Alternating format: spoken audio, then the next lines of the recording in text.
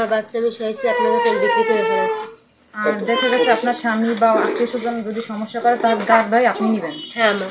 আর 25,000 টাকা। আর আপনাকে আমি 25,000 টাকা আপনার কাছে বিক্রি করলাম। টাকা 25,000 না কতদিন দিয়েছে আমি তো সঠিক জানি না। এই মহিলা সেইটা প্রথমটা বলুক আমি নিদাবি করিয়া মেরে আমার বাচ্চা দিয়ে দিছি। এই মহিলা অনেক কান্দাকাটি করছে যে হ্যার স্বামী নাকি হ্যার বাচ্চাটার মারিয়ে ফেলাইতে চায়। আবার কইছে আমার সন্তান মানে অসুখ হয়েছে।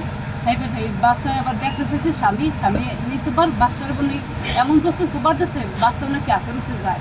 কইছে আমি অনেক কষ্টে এই বাচ্চাটা বেঁচতে হলাম আর তার নাকি সতীন মতিন আছে। কইতেছে হেলিকে কইতেছে আমার 5 মিনিট করা আছে বাচ্চাটা বেঁচতে যাবো আমি একটা দিকে দিলাম আমি যাইয়ে স্বামীকে তালাক দিয়ে দিই। এবার খারাপ জিজ্ঞাসা আবার জিজ্ঞেস যে আপনার স্বামীকে আমি কোনো সময় কি ঝামেলা টামেলা করবে না কোনো ঝামেলা করবে না আমি যাই তালাক দিয়ে দিন লগে লগে। আর সব কাগজ মাকে সব করা নাকি হয় সেইও কইছে। এবার আমি তো দেখতেছি আমরা তো সব বিষয়ে কিছু জানি না।